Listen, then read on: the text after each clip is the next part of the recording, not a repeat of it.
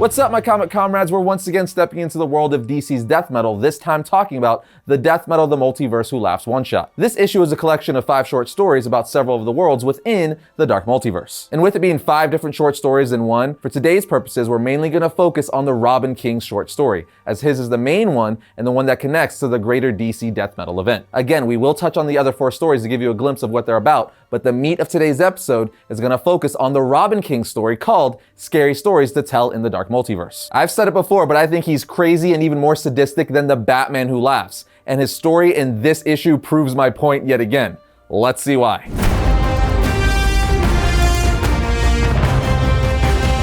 The issue starts off with the Robin King sitting on a throne made of dead Batmen. That's right, he fashioned himself a throne by tying corpses of Batmen into the shape of one. Do you see what I'm saying? We just started breaking this issue down and we've already boarded the sadistic train express. Anyway, while sitting on said throne, Robin King says, "Hi there, I didn't see you on the other side of the fire sitting next to my little goblins. Come closer, please. I was just getting ready to tell my friends here a scary story or two, and you should hear them." That's right, the Robin King is breaking the fourth wall, talking to us, the reader, which to be honest, I'm not sure I like. I'm getting a little winded with all these characters in comics breaking the fourth wall, but that's just me. Don't get me wrong, it's fine for characters like Lobo and Deadpool, but I feel like lately they're just letting a bunch of characters do it. Anyway, the Robin King goes on to say to us and his goblins while sitting by the fire, I mean, holy smokes, we're almost at the end now. The old regime is tumbling down and we're ripping out its insides and feasting on them. And you don't understand what's possible now, do you? Oh joy, where do I begin? While he's chowing down on a bat like it's a potato chip. He then goes on to tell us the origin stories of Superman, Wonder Woman, and Batman, before ultimately saying, wait, I could see your eyes glazing over. You've heard those stories before. You're sick of those stories. The stories always go the same way they're gonna go. And if they deviate even slightly, then they're tossed down into the waste bin of the multiverse, down in the dark with all of us. Now, this seems like a trend that the death metal event has been doing in general, where the dialogue in the comics works for the story, but at the same time feels like they're talking to us, the reader. Obviously, that's literally the point in this case, as Robin King is breaking the fourth wall looking at us, but I just have to mention, even outside of this comic, that has been a trend throughout all of death metal. And it's just kind of funny how the Robin King is making fun of us, saying, you comic fans, if you don't get the origin stories exactly the way they were 50 years ago, you hate it and throw it away. To be fair, there is a section of the comic book community who get extremely pissed if they don't stick exactly to the original origin stories, but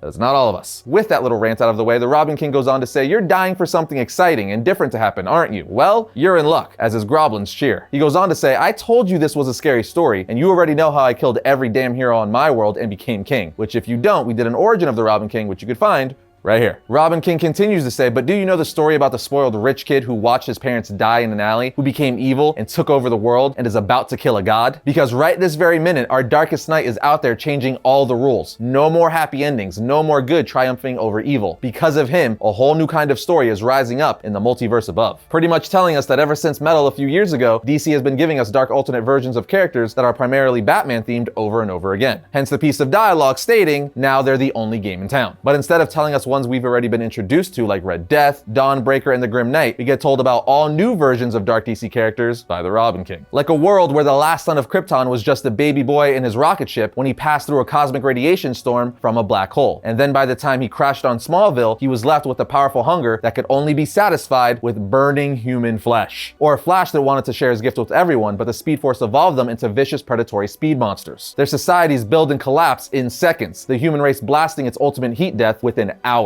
We even learn about a Martian Manhunter whose whole race was killed, so he decided to restart them here on Earth. But he needed hosts, so he implanted his offspring inside of humans where they would grow inside of them and then burst out all alien style. The Robin King then comments on this saying, can you imagine what it's like to have something growing inside you that only wants to kill you? Not even fire could burn that image out of my mind. Which is obviously a dig to Martian Manhunter, as he's weak to fire. But that's just the tip of the iceberg. We then learn about 4 more heroes from the Dark Multiverse, like a world where instead of bringing peace to the world of men, Wonder Woman decided to bring war to the gods and strip them of their power. Wonder Woman literally pulled so tightly on the lasso around her father Zeus's neck that his head just popped right off. I told you guys this was going to be crazy and brutal. I mean, it's even in the title of the story. Scary stories to tell in the Dark Multiverse. Anyway, let's continue. There's even an Earth where Jon Stewart became infected by Parallax, at which point Jon enslaved his world with the power of fear. Then you have one of my personal favorites from the story, an Aquaman that was more fish than man. And instead of being raised on the surface, he was forced to grow up in the trench with all the monsters in the dark. Then when he finally came to the surface, he was disgusted by what he saw, so he sank the entire surface world, drowning billions. And finally, Robin King tells us about a badass Lois Lane, who he says knew what was up. She thought for humanity to be safe, heroes had to die. That's right, on this Earth, Lois Lane killed the entire Justice League as she's literally holding Aquaman's trident with Superman's skull through the spikes. She's even wearing Batman's utility belt, Lantern Corps rings, and what looks to be Lex Luthor's Superman suit from DC Rebirth. Point is, this is a Lois Lane that takes no crap, as she literally killed the entire Justice League and apparently some lanterns as well, as she has several different colored rings on her right hand. Robin King then tells us, the reader, see, this is the good stuff. These are the stories grown-ups should tell kids like us, because they're how it really is out there. The bright stories that they tell us, those are stupid dreams, but this is not a dream, my Groblins. This is not a hoax. This is real. This is now, and this is forever. Because you realize what we have to do to really defeat the old stories. We have to sully them. We have to taint them with so much horror and grime that nobody will ever believe them to be a shining example. This is how they lose all those heroes on their stupid little world. They're about to understand the multiverse who laughs is a multiverse that wins. The Batman who laughs and his Groblins then look at us, the reader, with blood on their mouths, saying, now are you ready to turn the page, dear reader? Because the horrors are already out there for you. Alluding to the next 4 stories in the issue, but also the greater DC Metal event. Speaking of the greater DC Metal event, I love how this little piece of dialogue sets up how the Darkest Knight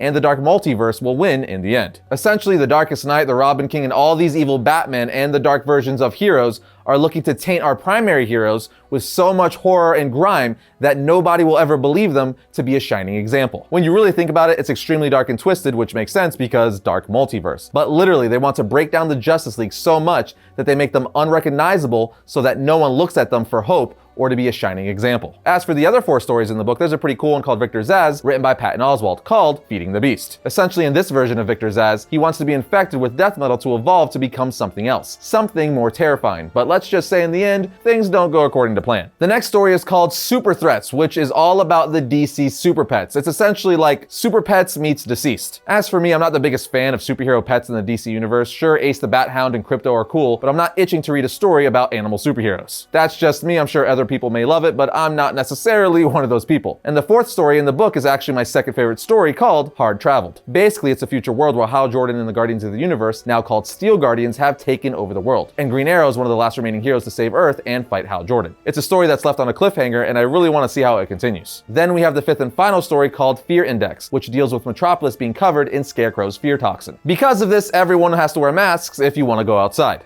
Too soon, DC. Too soon. It involves John Henry Irons, aka Steel, a character we don't see nearly as much as we should, so that's pretty cool, and there may be a twist with another surprise character. But there you have it, friends, Dark Knight's Death Metal, the Multiverse Who Laughs one-shot. All in all, I thought it was a good read. Is it a mandatory read? Not at all, but if you like the Robin King, I think his story alone is worth getting this issue. But again, the Green Arrow story, even though it's short, is pretty good. But what do you guys think of these stories and the alternate versions of heroes that the Robin King mentioned? Let us know in the comment section down below. And just like that, that's going to bring another episode of Variant to a close. But if you enjoyed today's episode, as always, be sure to check out this one right here. And if you like all of our content, be sure to subscribe, like, and comment. It always helps us out. But other than that, guys, I'll see you next time when I talk about all things comics.